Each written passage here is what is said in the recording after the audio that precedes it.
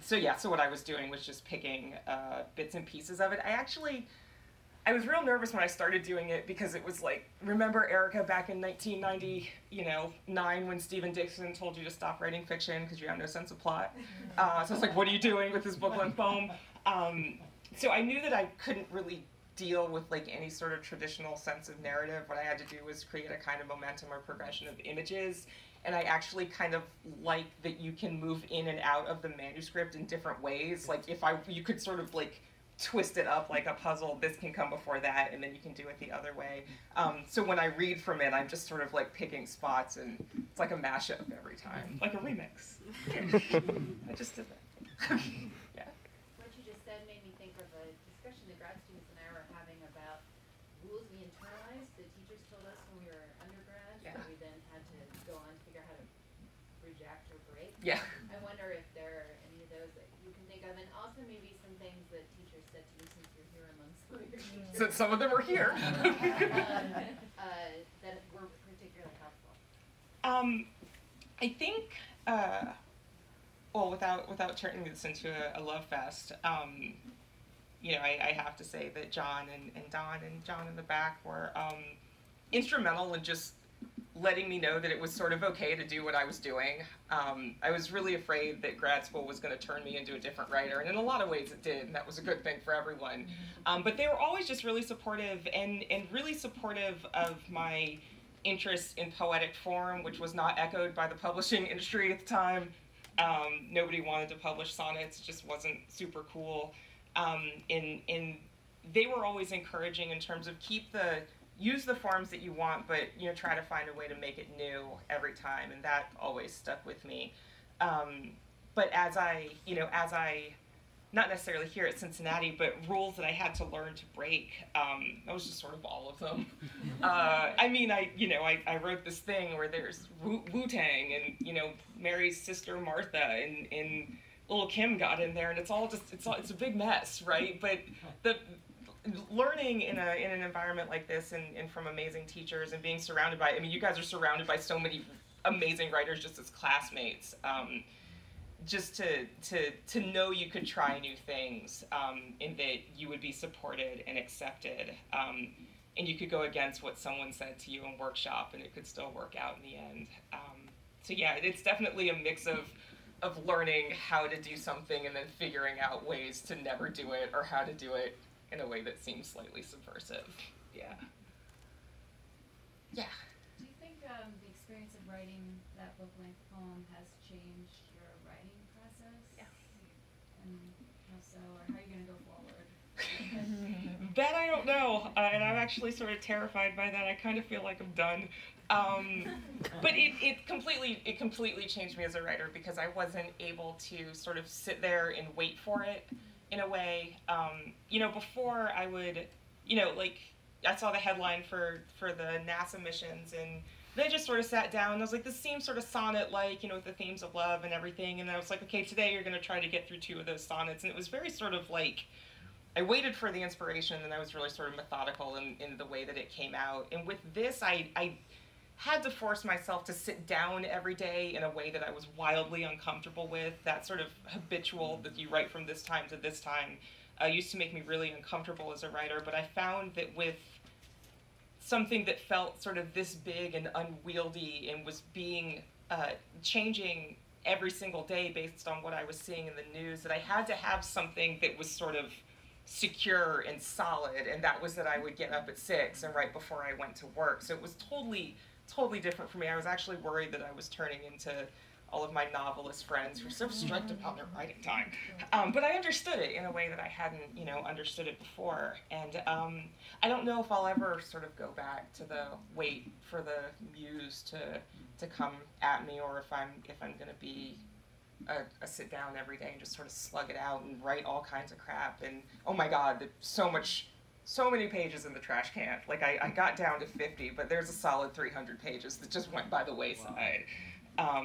But I think when you're working every single day, you're just generating so much material that you could use, and I think that I'll stick with that if I ever write again. I'm not sure that's gonna happen though.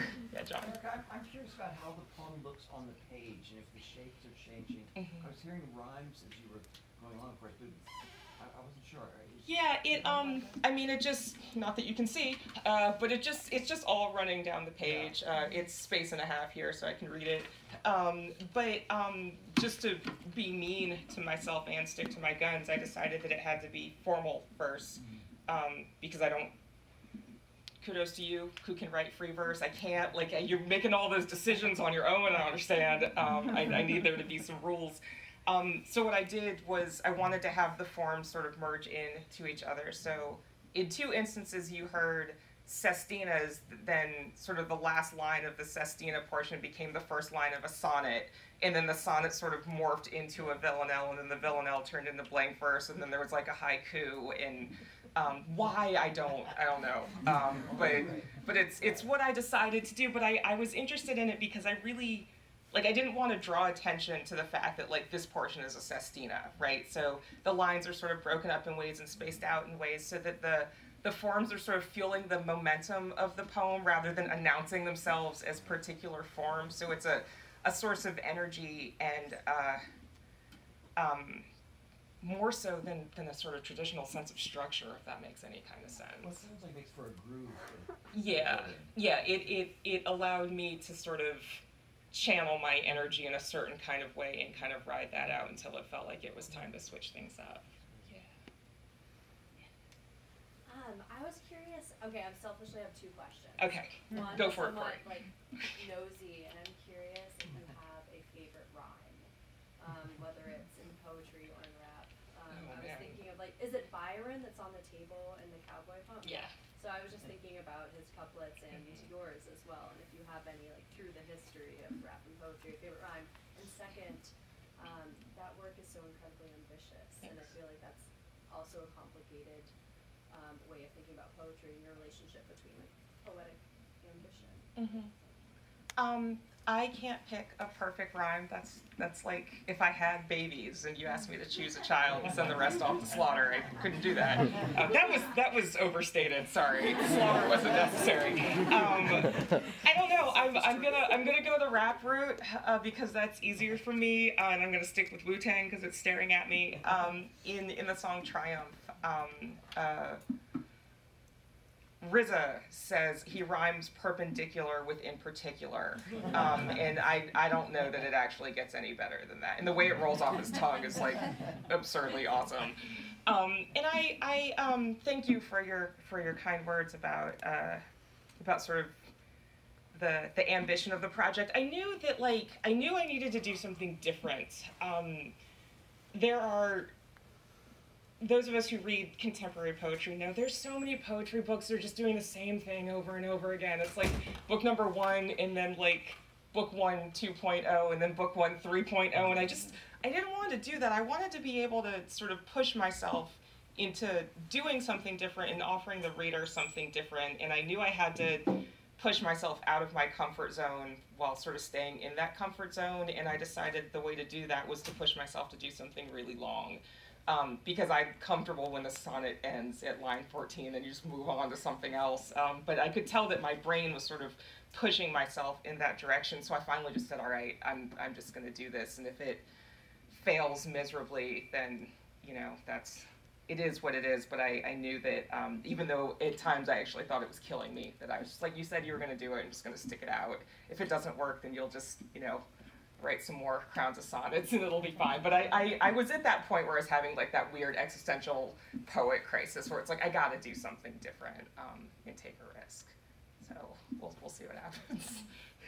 I'm curious about the ordering of this book, of this big project, because I mean, like, obviously if there's like a sonnet crown, pretty much know what the order is gonna be, or because it'll be all like together. Sure. But, and I'm, especially since you have a bunch of like formal poems that you can kind of like put together like puzzle pieces. What was that process like? What was it like putting it together? Yeah, I don't even know. If I could explain it, I could. There was, I don't know, in some ways I feel like I was, that I played around with forms so much that brain or ear or body sort of intuitively like goes in a certain direction. So for instance, I knew when I started out with the poem I wanted to start out with blank verse because it sounds so like authoritative, right? It's got those heavy rhythms.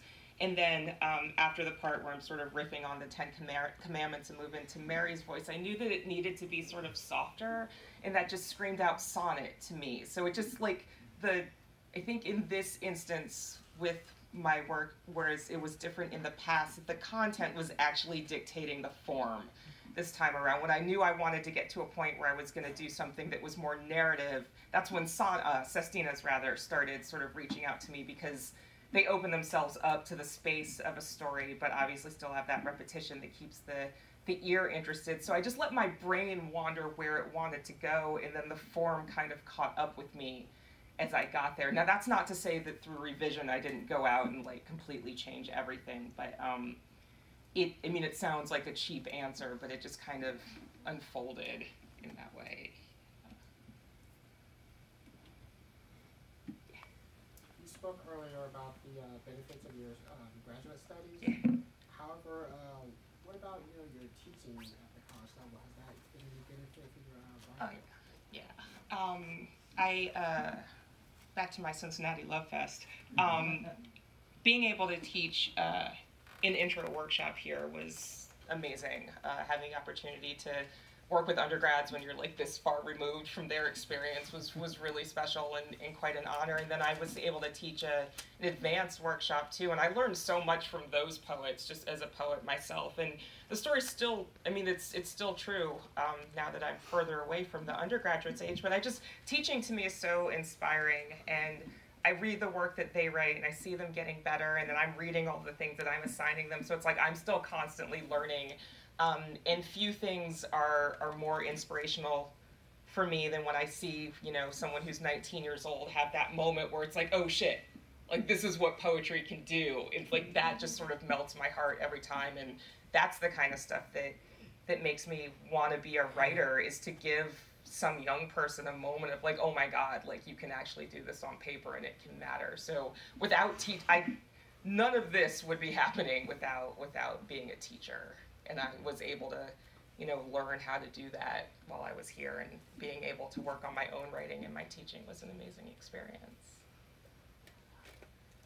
I saw her hand first and then yours. Yeah. So yeah, this is like a nerdy beater question. Like, how do you navigate trying to fit like the hip hop lyrics into the kind of forms you're working with? It's actually alarmingly easy, because it's so, if there's blatant rhythm out there, you can hear it when you're listening to hip hop. Unless you've got that ear where you can't hear rhythm, which I know is true for some people, but not for me. In most rap songs are tetrameter with some variations in there, spondy or an anapest. But it was pretty easy to work the actual lyrics into the poem. The problem was later when Tin House told me that they couldn't pay for all those permissions, so I had to get rid of all the song lyrics except for 2, but I paraphrased them, which was really hard to sort of work around the legal ramifications of stealing their words, but actually lifting their words from the song lyrics and putting them into the performs was crazy easy. Yeah. Alarmingly easy with Taylor Swift songs, as my students pointed out, but I wasn't nearly as excited by that. So, have you ever thought about like working with musical stuff? So, like dropping a fire mixtape if you wanted to. Yeah. I don't know how I could do that, but Tony Perez, who I'm working with at Tin House, is amazing, and we have a very similar taste in music, and we've come up with this whole thing. Because Yugad, who I mentioned from Wu-Tang, is coming out with a memoir, right? So we've decided that we should go on tour together, and we've chosen like the songs that will like sort of play. We don't have enough things to do, obviously, but like the Wu-Tang songs that would come in like at a certain part of the poem, and then I would jump in when he's reading from the memoir. So yeah, that would be awesome. If you have any ways to make that kind of thing happen, let me. If I could be a rapper, I would, but I don't think the mixtape is in my future, but fingers crossed, you never know. Other questions? You ready to drink? Yeah. All right, let's do that. Thank you, guys.